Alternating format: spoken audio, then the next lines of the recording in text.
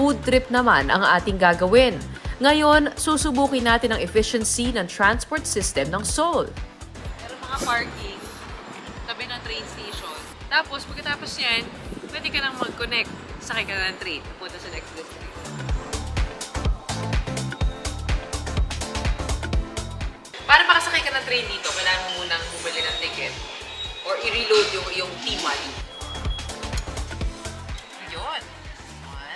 Maaaring makabili ng single journey ticket sa mga subway station at kinakailangang loadan ng eksaktong pamasahe papunta sa iyong destinasyon. May 500 won o 20 pesos na deposit ang card na ito. Ang tawag naman dito ay T-Money. So ito naman, kung lagi ka maglalakbay, kung medyo mas permanent yung kailangan mo na train card, parang sa atin lang, yung beep card, pwede mo gamitin ito. I-reload mo lang. Sa T-Money load, ibinabawas ang pamasahe sa kada biyahe na gagamitin ng card. Bukod sa train at bus fares, pwede rin gamiting pambayad ng T-Money sa iba't ibang shops, restaurants at convenience stores. On time sila umaalis. So, yung punto yan, sulat doon, 11:03. Darating yung train ng ganung oras. Kaya huwag ka na palilate. Merong 23 lines ang Seoul Metropolitan Subway. Binubuo ng 768 stations ang mga linyang ito. Dagdag pa ang iba't ibang ruta ng bus na umiikot sa buong Seoul. Kaya naman bawat sulok ng syudad, konektado at madaling marating. Dahil single journey ticket nga to, i-refund natin siya. Oh! 500 won! 20 pesos. Ang ating destinasyon, ang Gwangjang Market, na isa sa mga pinakamatanda at pinakamalaking traditional market sa South Korea. Tourist destination kung ituring ito. Bukod kasi sa iba't ibang mga produktong inilalako rito, makikita at matitikman din ang iba't ibang Korean dishes at street food. Para sa aming lunch, may gimbap o seaweed rice roll, sundae o blood sausage, yukwe o hilaw na karne ng baka, mga Korean pancakes, at kanji kuksu o Korean noodle soup. Very light. Gaan. Gaan lang. Ito pala dapat.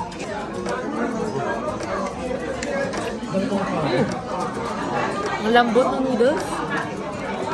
Parang melts in your mouth.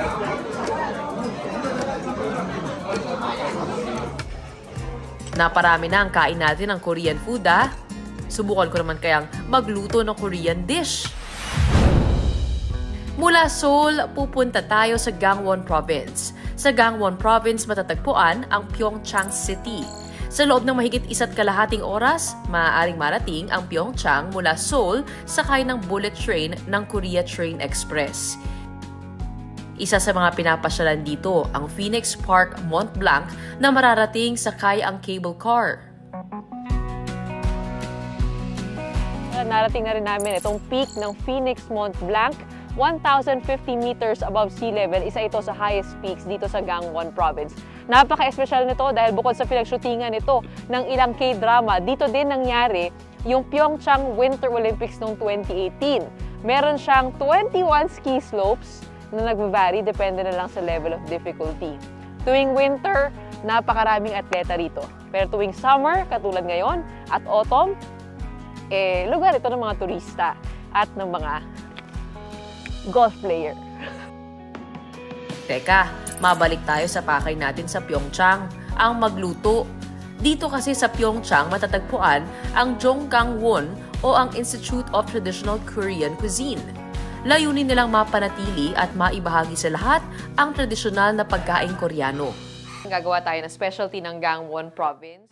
At sa pagkakataong ito, tuturuan nila tayong magluto ng isa sa mga traditional Korean dish na nagmula sa Gangwon Province, ang gamjachon o potato pancake. Sisimulan natin ang pagluluto sa pagkudkod ng patatas. Salain ito para maihiwalay ang katas. Hayaang mag-settle ang natitirang potato starch mula sa katas. Paghiwalayin ang tubig at natirang potato starch. Isama ang starch sa ginayat nating patatas. Timplahan ng asin ang mixture. Bilugin, saka pipiin ang mixture bago iprito sa mainit na mantika. Maaaring lagyan ng spring onions o carrots ang ibabaw.